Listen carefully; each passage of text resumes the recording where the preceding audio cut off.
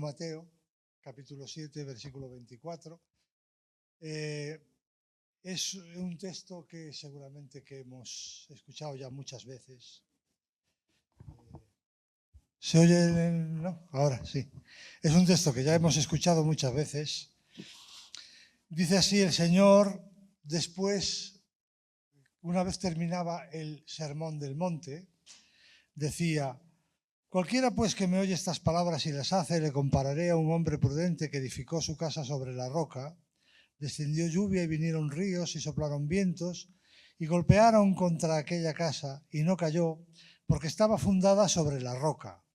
Pero cualquiera que me oye estas palabras y no las hace, le compararé a un hombre insensato que edificó su casa sobre la arena. Descendió lluvia, vinieron ríos, soplaron vientos y dieron con ímpetu contra aquella casa y cayó y fue grande su ruina. Pensamos en qué es aquella casa, con qué está comparando el Señor una casa, ¿no? Y bien podemos concluir que se trata de la forma de construir nuestra vida, nuestras creencias, nuestros principios, nuestros valores, ahora que conocemos el resto de la Escritura, nuestra nueva vida en Cristo. Y textos que nos transmiten el mismo mensaje en el Nuevo Testamento, en palabras ya de los apóstoles, fundamentalmente del apóstol Pablo, podemos ver que hay varios pasajes que nos transmiten el mismo mensaje, que es, por ejemplo, Gálatas 5:1 nos dice: estad firmes en la libertad con la que Cristo nos hizo libres. Y aquí pues podemos ver contra qué clase de lluvia o contra qué clase de viento o contra qué clase de tempestad nos podemos estar enfrentando como cristianos, ¿no? El Señor habla con una figura de una casa, pero en el Nuevo Testamento se usan otras figuras. En este caso, estad firmes en la libertad con la que Cristo nos hizo libres, nos está hablando de que una de las posibles riesgos o vulnerabilidades, ahora que se habla tanto de vulnerabilidad que tenemos, es el legalismo, por ejemplo, ¿no? El volver a la esclavitud. Dice: estad firmes en la libertad con la que Cristo nos hizo libres, porque había gente en la iglesia en aquel momento que estaba queriendo que los creyentes volvieran a la ley en el sentido en la que se leía la ley antes de haber venido Cristo. Querían volver a la disciplina del legalismo de la religión judía, ¿no? También en Efesios 6:11 vemos: estad firmes contra las acechanzas del diablo. Sabemos que así como Dios existe, la misma Biblia nos dice que el diablo existe y que los creyentes somos sus enemigos y que Él viene a robar, matar y destruir y quiere que nos vaya mal. Entonces, ¿qué nos va a hacer? Pues nos va a tratar de engañar para que no seamos sabios y no obedezcamos a Dios y nos equivoquemos. Nos va a tratar de tentar para que pequemos y nos perdamos las bendiciones de Dios, ¿no? Nos va a mentir para que entendamos la Biblia de una manera distorsionada, como mintió a Jesús cuando estaba en el desierto, ¿no? Y usaba versículos bíblicos para que hiciera cosas que no eran bíblicas. Todos nos acordamos cuando le dice que tírate, que ya la Escritura dice que mandará a tus ángeles para que tus pies no tropiecen en piedra, por ejemplo, ¿no? Y tenemos en Filipenses 1:27 nos dice: estad firmes en un mismo espíritu. Esto nos habla de que una de las tempestades que nos pueden venir a los creyentes es el espíritu de la división, ¿no? Dios quiere que estemos firmes en un mismo espíritu. ¿Qué es lo que puede atacar la firmeza del creyente? Pues la la diversidad de corrientes y tendencias, que es muy humano, pero muy poco divino. Y el Señor nos llama a vivir una vida de acuerdo con lo divino, más que con lo humano, como vamos a ver, ¿no? En Colosenses dice, firmes en la fe, firmes en la esperanza. ¿Qué puede atacarnos también? Pues dudas, desánimo. En Colosenses 4:12 dice, perfectos en todo lo que Dios quiere. Y segunda de Tesalonicenses 2:5, estad firmes y retened la doctrina, ¿no?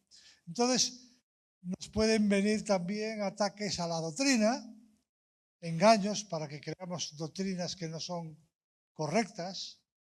En aquel momento había ya varias doctrinas, por ejemplo, diciendo que el cuerpo era siempre impuro y tú podías pecar porque lo que interesaba es que tu espíritu fuera lo que fuera limpio, pero el cuerpo no tuvieras ya estaba como la desconexión cuerpo-espíritu, o decían que Cristo no resucitó de verdad, que no resucitó en cuerpo, o cosas así, ¿no? Pues hoy en día también hay muchas doctrinas que niegan la eficacia del Evangelio, ¿no? Hay muchas enseñanzas que no están apoyadas en el mensaje que Dios quiere transmitir al creyente para que sobre ese mensaje edifique esa vida, ¿no? Pero vamos a volver al contexto original de Mateo, donde vemos que estas palabras, llamando a los creyentes a la firmeza,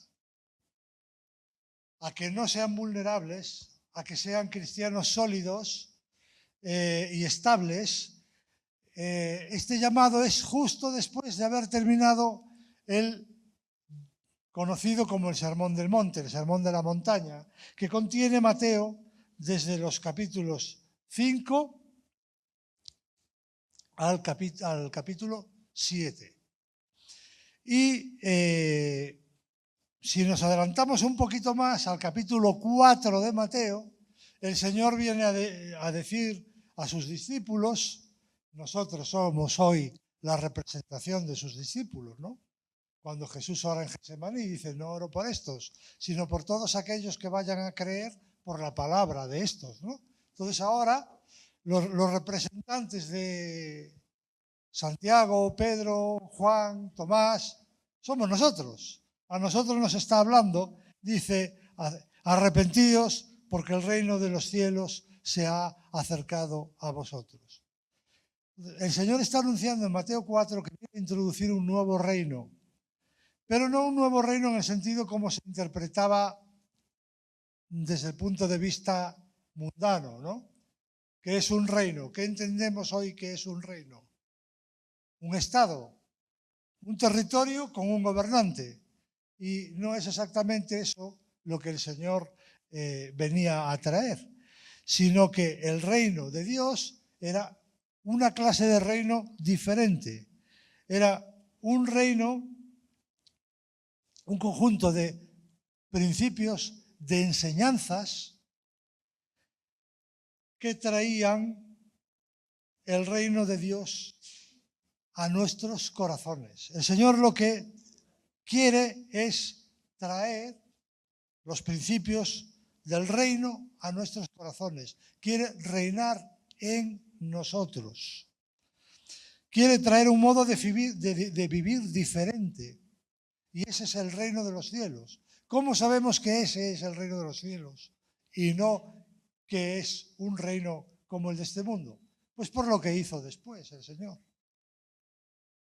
El Señor no se apoderó de un ejército para tumbar el poder de Roma, ni el poder de los fariseos, ni del Sanedrín, sino que el Señor lo que continuamente se dedicó fue a proclamar principios y enseñanzas para transformar el corazón y la forma de vivir de las personas que lo estaban escuchando, y también hoy en día el reino de Dios, hasta que Él venga, sigue siendo que el Espíritu Santo está en nuestro ser, transformándonos a la imagen de Jesús en nosotros.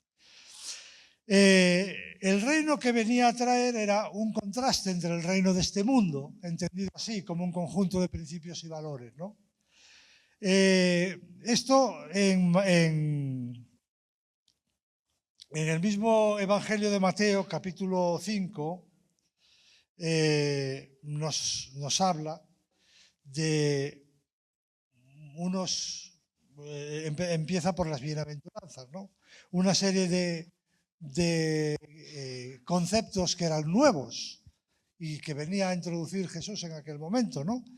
Y en las bienaventuranzas, el Señor viene a decirles a aquellos a los que quería introducir en su reino, cuáles eran los criterios para considerarse personas de éxito, los triunfadores en su reino, ¿no? En contraste con lo que se consideraba triunfador o una persona de éxito en la civilización en la que estaban viviendo, ¿no? Entonces, ¿quiénes son personas de éxito en la civilización en la que estamos viviendo? Pues los que ganan mucho dinero, ¿no? Los que tienen muchos títulos, ¿no? Las personas que tienen poder y que mandan sobre otras. En una oficina tiene éxito el que es jefe y tiene fracaso el que es indio, ¿no? O sea, es así, es el concepto de este mundo, ¿no? Sin embargo, el Señor ya empieza a introducir unas cosas raras para las personas que le estaban escuchando. Le dice los felices, los bienaventurados, los que tienen éxito en el reino de los cielos, son otro tipo de personas. Son los pobres de espíritu. Son aquellas personas que se reconocen a sí mismos impotentes, necesitadas. Son los que lloran, son los mansos, son los misericordiosos, son los pacificadores, son los de limpio corazón. En el mundo, los que triunfan no son los de limpio corazón, no son los pacificadores, sino que son los peleones, son los tramposos, son los que no le importa dejar a los demás en la cuneta, son los que no tienen escrúpulos. Y esta no era la manera de vivir, ni de buscar el éxito de los que compartían un tiempo en la historia con él. Y los que los estaban oyendo algunos eran sus discípulos, pero otros eran una multitud, donde también había gente que creía o que estaba bajo el gobierno de otros principios y de otros valores, de los valores de la religión, los fariseos, los saduceos. También había romanos, que eran gentiles, y también había otras personas que eran una especie de híbridos, como los coches de ahora, ¿no? Que eran medio romanos y medio judíos, lo que le llamaban los publicanos, que eran judíos pero eran traidores porque colaboraban con los romanos cobrando los impuestos, ¿no? Y esas personas todas vivían buscando lo suyo, buscando su éxito a su manera, ¿no? Pero el Señor les dice en Mateo 5, 13 y 16, son los pasajes de la luz del mundo y la sal de la tierra. Estamos haciendo una pequeña excursión por el Sermón del Monte, pero rápido. 1, por la hora que es, y 2, porque son 3 capítulos de la Biblia. Entonces, no le pidamos peras al olmo, ¿no? Aquí habla de luz del mundo y sal de la tierra. Viene diciendo el Señor que el reino que Él está introduciendo no es para vivir dentro de la celda de un convento, sino que es para vivir en la sociedad en la que vivimos. Podemos estar en este reino territorial, pero viviendo en el reino de los cielos al mismo tiempo, porque nuestra luz tiene que alumbrar a todos los hombres con una manera de ser diferente.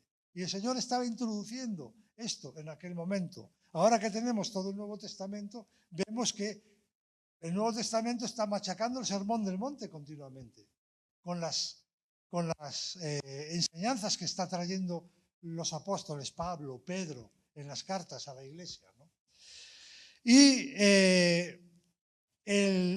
especialmente interesante para mí en el Sermón del Monte es lo que el Señor habla en cuanto a la ley.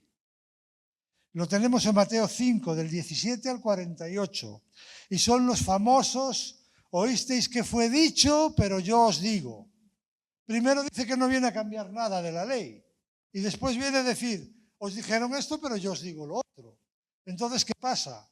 O no viene a cambiar nada de la ley, o lo que se os había dicho no era exactamente la ley. Pues, como Dios quería que estuviera la ley, lo que se le había dicho no era exactamente la ley. La cantidad de mandamientos. No estamos hablando del decálogo de Éxodo 20, ¿eh? Estamos hablando de la cantidad de mandamientos que habían elaborado. Por ejemplo, para poner un ejemplo, ¿qué dice Éxodo 20 sobre guardar el día de reposo? Guardar el día de reposo y no trabajar. ¿Qué decían los religiosos? Pues habían puesto un número de pasos que se podían dar, un número de actividades que se podían hacer, otras cosas que bajo ningún concepto se podían hacer. Ya habían desarrollado sus propias leyes por encima de la ley de Dios, ¿no? Y a los que le oían se les habían dicho muchas cosas. Algunas eran la ley de Dios, otras eran las leyes humanas que los religiosos habían superpuesto a la ley de Dios, ¿no? Pero aquí, por ejemplo, vemos que si la ley dice no matarás, Jesús dice, pero yo os digo, cualquiera que se enoje contra su hermano ya ha cometido homicidio. Dice, ¿por qué? Porque es que el enojo, el constituirse en antagonismo contra otra persona, en el verlo como un enemigo, es el germen del homicidio. Algunas veces termina en homicidio, otras veces termina en pelea, otras veces termina en ignorancia o en distanciamiento, pero es que lo que el Señor quiere erradicar es las malas relaciones entre las personas, entre los hermanos. No evitar solo, la ley no busca solo evitar que no lo mates, tortúralo hasta morir, pero no le des la estocada final, ¿no? No es lo que dice la ley. Y así lo interpretaban. Lo malo es matar, hasta ahí le puedes hacer lo que quieras, ¿no? El Señor quiere cambiar los corazones por dentro. Y esto ya se había anunciado desde hacía mucho tiempo, en Jeremías 31, del 31 al 33. Y decía así, he aquí vienen días, dice Jehová, en los cuales haré un nuevo pacto con la casa de Israel y con la casa de Judá. No como el pacto que hice con sus padres el día que tomé su mano para sacarlos de la tierra de Egipto, porque ellos invalidaron mi pacto, aunque fui yo un marido para ellos, dice Jehová. Pero este es el pacto que haré con la casa de Israel. Después de aquellos días daré mi ley en su mente y la escribiré en su corazón. Entonces, especialmente significativo en el Sermón del Monte es que Jesús viene a acercar el reino de Dios. Jesús viene a introducir el nuevo pacto. Y el nuevo pacto no es el de una ley escrita que tenemos que obedecer con acciones externas, sino que es una transformación de nuestro corazón. Es la diferencia entre el ser y el hacer. El Señor no viene a introducir una religión, la religión ya la había, sino que viene a destruir la religión diciendo, estas son cosas externas, yo quiero cosas reales en el interior de vuestra vida. Y entonces no vamos a pararnos en cada uno de los oísteis que fue dicho, pero yo os digo, pero por ejemplo está la también famosa y conocida expresión de que está dicho en la ley que no adulterarás, pero si una persona mira a una mujer que no es la suya para codiciarla, pues ya está adulterando con ella. Ahí que está hablando el Señor, que no es tanto el acto en sí, lo que viene a traer, sino que viene a traer una transformación del corazón de las personas para que ya ni siquiera deseen lo que finalmente acabaría en una mala acción, ¿no? Ya el propio mal deseo ya está contra la ley. O sea que, de alguna forma, vino a hacer la ley más exigente. Lo que pasa que tiene truco, ¿no? Porque la vino a hacer más exigente, pero también vino a traer el poder para que fuera posible cumplirla de esa manera. Eso lo sabemos. En aquel momento, con el nivel de revelación que había cuando dio el Sermón del Monte, y no habían llegado a comprender todo lo que significaba que Jesús muriera en la cruz, que pagara por nuestros pecados, que pudiéramos nacer de nuevo, que el Espíritu Santo viniera a morar en nosotros y que Él nos diera la gracia y la fuerza para ser transformados. Pero eso, los que estamos aquí, yo creo que la gran mayoría somos creyentes, sabemos, conocemos la Escritura y sabemos que Dios no solo nos vino a enseñar lo que tenemos que desear, sino que sobre todo vino a darnos la fuerza y el poder para que podamos hacerlo. Porque ese cambio no es un cambio natural, es un cambio sobrenatural. Y si no lo hace Dios, una persona por sí misma no puede cambiar su corazón a estos niveles que el Señor quiere introducir, ¿no? Vemos unas frases en los versículos 46 y 47 cuando dice: no hacen lo mismo los publicanos, no hacen así los gentiles, sed pues perfectos como vuestro Padre Celestial es perfecto, en el versículo 48. Si nos fijamos, el reino de este mundo es hacer, no hacen los publicanos, no hacen los gentiles. Y sin embargo, en el reino de los cielos no es hacer, es sed. Transformaos, sed como vuestro Padre. Entonces, diferencia. Lo importante de este pequeño fragmento del discurso de esta mañana es antes ser que el hacer.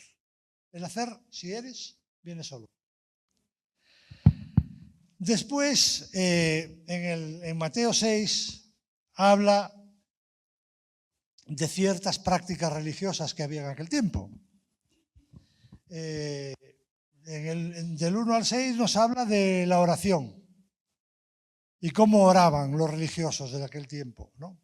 Daban la limosna, hablaban de la limosna, de la oración, y en el versículo 16, después del Padre Nuestro, habla también del ayuno. Eran prácticas religiosas, pero el Señor aquí lo que le está diciendo, le está hablando de las malas motivaciones para las buenas cosas. Dar limosna en sí mismo no es malo. Orar tampoco. Ayunar tampoco es malo. ¿Pero cómo lo hacían? Pues lo hacían, daban limosna tocando trompeta. Hoy en día, pues cuando pasan en el metro con el cacharrito para que le eches el euro después de tocar la canción, nadie toca una trompeta para echar ahí un euro. Pero sí que es verdad que de las obras buenas a veces presumimos. Y es algo que tenemos que evitar porque entonces pierde toda su eficacia. Hacemos las cosas no para que los hombres nos vean, sino para que Dios nos vea. Y hay muchos textos en el Nuevo Testamento que reafirman esta enseñanza. Cuando Pablo dice que todo lo que hagamos, sea de palabra o de obra, lo hagamos para el Señor. O cuando dice, si quisiera agradar a los hombres, ya no sería siervo de Cristo. O sea, las cosas no se hacen para agradar a los demás, para que los demás nos reconozcan, para buscar mérito delante de otros, para que digan, mira qué importante es esta persona, mira qué buena es esta persona, mira qué piadosa es esta persona, este sí que es un buen cristiano. No, si lo somos y Dios lo sabe, pero lo importante es que Dios lo sepa, no que lo sepa el hermano o que se lo crea y a lo mejor no lo sabe bien, porque no nos ven en todos los momentos. Yo una vez llamé por teléfono a la casa de un pastor, que yo tenía en buen concepto, y quería hablar con él una cosa, y levanta la hija. y oigo al pastor diciendo unos tacos y pegando unos gritos. Y digo yo, concho, ¿quién te ha visto y quién te ve? En el púlpito eres un angelito, pero me cachis en la mar. No vuelvo a llamar a esa casa porque me da miedo ya. Y es así. O sea, que con eso no estoy dando ningún nombre de nadie ni hablando mal de nadie. Estoy hablando de una realidad que a veces nosotros mismos somos una persona en un sitio y una persona en otro sitio. Y Dios lo que quiere es acabar con eso.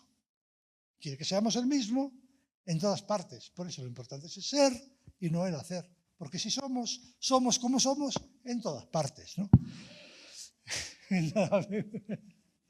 Entonces, después viene el Padre Nuestro. Y el Padre Nuestro es el Señor les enseña a orar de una forma distinta de la que estaban acostumbrados a orar. Estaban acostumbrados a orar repeticiones. De hecho, pues la religión judía, después la católica se hizo muy parecida a la judía, porque cogieron ese... Es curioso cómo el hombre con el tiempo va torciendo las cosas, ¿no? El Señor les dice, no uséis más las repeticiones, sino orar así, sinceramente, ¿no? Y los hombres cogen y del orar así sinceramente lo convierten en unas repeticiones. Y el Padre Nuestro es una guía para orar sincera y certeramente, pero también nos habla de los valores del reino que están inmersos en esa forma de orar, de la transformación que tiene que experimentar nuestro corazón para que podamos orar así realmente, ¿no? Y con este propósito de ir un poquito a vuelo de pájaro, pues vemos en el Padre Nuestro que les enseña primero que seamos conscientes de con quién estamos hablando. ¿Se puede orar sin ser conscientes de con quién estamos hablando? Yo doy testimonio de que sí, muchas veces. Yo también en su día fui religioso, también hice varias repeticiones. Y a veces no sabes ni con quién estás hablando. Porque, por ejemplo, en el rosario hablas con distintos personajes. ¿Sabes? Vas cambiando de a la Ave María Purísima y sin pecado concebido, Padre Nuestro que estás en el cielo, Santa María de Dios, Gloria al Padre, al Espíritu Santo, empiezas a decir así un montón de cosas y no sabes ni lo que dices. Esas son las vanas repeticiones de la religión. Y el Señor dice, no, vais a hablar con alguien que está vivo y no podéis hablar como si estuvierais hablando con una estatua. Tienes que decir, Padre, que estás en los cielos. Esto nos habla de que tenemos que ser conscientes de que estamos en la familia de Dios, que somos hijos de Dios. Estamos hablando con nuestro Padre. Pero también que no estamos en el mismo plano. Yo alguna vez he escuchado orando, y que nadie se siente ofendido porque que le llama a Dios papá o papi. Bueno, puede ser, a un padre se le habla con confianza. Pero no olvidemos que también hay que hablar con referencia. O sea, hasta papá vale, pero que nadie le llame a Dios tío. Oye, tío, dame pan, ¿no? Porque no, ¿sabes? Es confianza sí, pero hasta un punto, ¿no? Hasta un punto. Dios es Dios y está donde está. Y es nuestro Padre, pero no está en plano de igualdad. Él está encima. Entonces, tener también esa referencia. Y me gustó que Alba sacara la canción del Salmo 100. Entras por sus puertas dando gracias, con sus atrios con alabanza, porque esto es lo que dice el Padre Nuestro. Muchas veces nos ponemos a orar y por la ansiedad que tenemos ya empezamos a pedir. Pero sin embargo, en el Padre Nuestro, antes de empezar a pedir, nos dice, santificado sea tu nombre. Primero es alabar. Entramos en oración, en gratitud y en alabanza. Y después ya pediremos. Y después dice que pidamos, pero pidamos primero por las cosas del reino. Hágase tu voluntad, venga a nosotros tu reino. O sea, que se salven las almas, que nuestra forma de ser cambie y se adapte a lo que tú quieres que nosotros seamos, que haya buenas relaciones fraternales entre nosotros, Señor, que no haya divisiones, que no haya murmuraciones. Ayúdanos a vivir en santidad y en obediencia, y después ya vendrá el tobillo, el dedo meñique, el hígado, el páncreas o los ojos, que es lo que muchas veces empezamos pidiendo. La famosa reunión de oración /hospital, ¿no? ¿Es bueno orar por lo físico? Sí, a su tiempo, en su momento, en su lugar. Porque lo siguiente que nos dices, el pan nuestro de cada día, dánosle hoy. Si alguna cosa dentro de esa gente pobre no era difícil de conseguir, era el pan. Pan, hasta pan había. Y sin embargo, el Señor, por las propias cosas de las que ellos ya podían disponer, quería que supieran y quiere que sepamos que hasta lo más sencillo que tenemos, dependemos de Él. Hoy en día, nuestro pan también depende de Él. Entonces el Señor quiere que pidamos también por lo físico, incluso por lo físico que no tenemos demasiada escasez. Pero podemos pedirle, Señor, danos el pan de cada día, porque para que tengamos pan en la mesa tiene que haber trigo. Los países que tienen trigo son unos cuantos, algunos de ellos en guerra. Puede escasear el trigo, puede subir el pan, pero después hay que molerlo, hay que hacer harina, hay que cocerlo, hay que transportarlo, hay que situarlo en el supermercado. Y todo eso depende de una serie de cosas que no controlamos nosotros. Hoy lo tenemos, mañana puede que no. Ahora, por ejemplo, pues hay unas guerras, la de Ucrania y la guerra del Golfo, que limitan ciertos recursos y entonces al hacerlos más escasos suben los precios. Con la cantidad de locos que hay gobernando países en este mundo en este momento, ¿quién nos dice que mañana vayamos al supermercado y no encontremos nada? Bueno, lo primero que no vamos a encontrar es papel higiénico, ¿eh? Eso, la gente antes que el pan se lleva el papel higiénico. No sé por qué, pero eso en la pandemia era lo que pasaba. Pero hasta para eso, para el pan y para el papel higiénico, dependemos del Señor cada día. Y el Señor quiere que reconozcamos esa dependencia. Y ahí pues están nuestras peticiones por la salud, por los enfermos, por los trabajos, por la vivienda, por tantas cosas que necesitamos, que sepamos que dependemos de Él.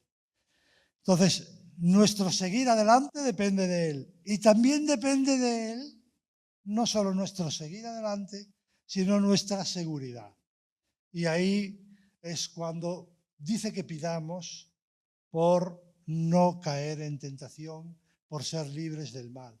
Por muy bien que nos vaya. Tenemos mucho dinero en el banco. Bueno, no es la realidad de casi nadie de nosotros, pero imaginaros que alguno de nosotros tuviera mucho dinero en el banco, ¿no? Pero ¿quién le puede librar si le viene un cáncer? ¿Quién le puede librar si lo atropellan en un paso de cebra? ¿O quién le puede librar si cae en adulterio? Si se deja engañar y cae en adulterio. O si comete un delito y acaba en la cárcel, por mucho dinero que tenga. Entonces, el que nos libre de toda clase de mal físico, mal espiritual, y también nos lleva a orar con el compromiso de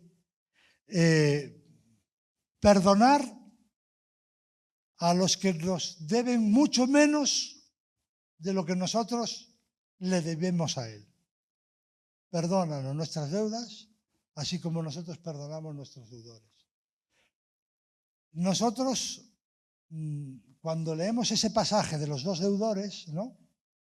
Uno que le perdonó una deuda muy grande a otro, y luego ese otro, el perdonado, va y reclama una deuda pequeña y estruja al deudor, ¿no? Dice, suéltalo ya. Y sin embargo se había olvidado de la deuda grande que le habían perdonado a él, ¿no? ¿Pensáis que nosotros somos muy diferentes? El corazón humano es así. Otra cosa es si dejamos que el poder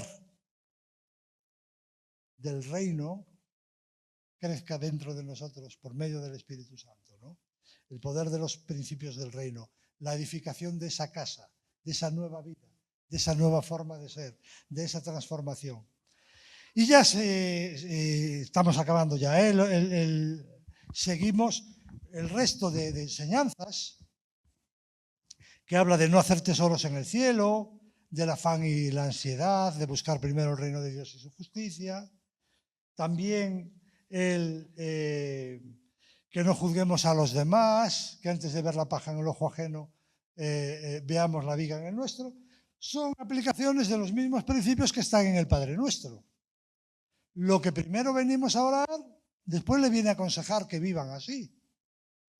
Los gentiles buscaban todas estas cosas. ¿Qué es lo que buscaban? El pan. ¿Y el pan? ¿Qué nos dice el Padre Nuestro sobre el pan? Que dependamos de Dios para el pan. ¿Y qué nos dice Mateo 6, del 19 en adelante, sobre el pan? Pues que dependamos de Dios para el pan. Es redundancia en lo mismo. No nos fiemos de nuestras riquezas, que no nos valen. No tengamos la seguridad en lo que nosotros mismos nos podemos proporcionar a nosotros mismos. El que vive en el reino de Dios depende de Dios. Y después, al final de todo, tenemos en el capítulo 7, versículo 12, la regla de oro. Es otra novedad introducida por el cristianismo, ¿no? Que lo que queráis que los hombres hagan con vosotros, así también vosotros haced con ellos. Cada vez que hacemos algo con alguien, pensamos si es lo que nos gustaría que hicieran con nosotros. Podríamos hacer una estadística, ¿no? Ahora, el Señor lo que nos llama es sí, hacer eso. Cuando se te ocurra meterte con alguien, piensa si es la misma forma de meterte que te gustaría que se metieran contigo. Es una novedad también, ¿no? Y después, en los versículos 13 y 14, habla de la exclusividad. O sea, dice, el reino de Dios se ha acercado a vosotros, le da los principios del reino, y después lo que sería una confusión, ¿no? Sería decir, bueno, y este es el reino que yo os propongo, pero hay otros, ¿no? Pero el Señor Jesús no es como Groucho Marx. ¿Sabéis la frase de Groucho Marx sobre los principios? Estos son los principios que yo tengo, pero si no os gustan, tengo otros. Eso no es lo que dice el Señor. El Señor no tiene otros, no hay otros. Son estos y no son más que estos. Dice, entrad por la puerta estrecha, porque ancha es la puerta y angosto el camino que conduce a la perdición, y muchos son los que entran por ella. Porque estrecha es la puerta y angosto el camino que lleva a la vida eterna, y pocos son los que la hallan.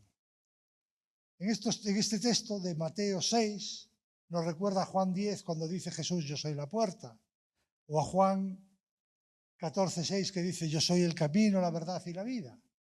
Aquí está hablando de la exclusividad. No hay otra forma de llegar a la vida eterna, que a través de Jesús. Es el texto también que podemos encontrar en Hechos de los Apóstoles, capítulo 5 creo, ahora no lo tengo anotado, pero hay un texto que dice, y no hay bajo el cielo otro nombre dado a los hombres en que podamos ser salvos. Es que no hay otro, no hay otra forma.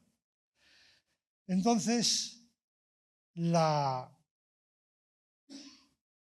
marca distintiva del creyente es el vivir los principios del reino. Y esto, para terminar ya, de los versículos 5 al 23, se le llaman los frutos. Termina el Señor diciendo, por sus frutos los conoceréis. Y esta es una idea que nosotros en esta iglesia hemos escuchado muchas veces, pero aquí está clarísimo. El reino de los cielos es una transformación real. No es apuntarse a una iglesia, no es hacer un propósito, no es matricularse, porque nos podemos llevar una sorpresa. Es lo que yo soy en Cristo, en una persona, no en una institución. Entonces, el signo distintivo del creyente es al final esa casa que ha construido, donde se pueden ver los valores del reino hechos realidad. Y aquí tenemos que hacer una precisión, porque si no nos podemos frustrar. En su plenitud no vamos a vivir los principios del reino hasta que estemos en la otra vida con el Señor. Pero el Señor no los trajo para vivirlos íntegramente en la otra vida, sino para empezar a vivirlos en esta. Por eso no dice yo soy la puerta y después la abres y entras y vienes y llegas a la vida. No, dice yo soy el camino, la verdad y la vida. Hay un camino. Y ese camino es el camino de la vida cristiana. Y termina en la vida eterna. Pero ¿cómo nosotros vamos a identificar y a conocer que el camino que estás caminando tú es el mismo que estoy caminando yo, buscando que el reino de los cielos esté presente en mi vida? Pues no hay otra manera, por los frutos. Por los frutos. Por ver que todas estas enseñanzas del Señor, tu cosmovisión, tu concepto de éxito, tu forma de entender la ley, tu forma de depender de Dios, tu forma de relacionarte con Dios, es la que el Señor les está trayendo a los suyos en aquel momento y que después viene confirmada por todo lo que el Señor hizo después de este sermón. Eso ya es otro capítulo para otro día, ¿no? Entonces, la exhortación de hoy es construir la casa sobre la roca, construirla sobre los principios del reino de los cielos. Amén.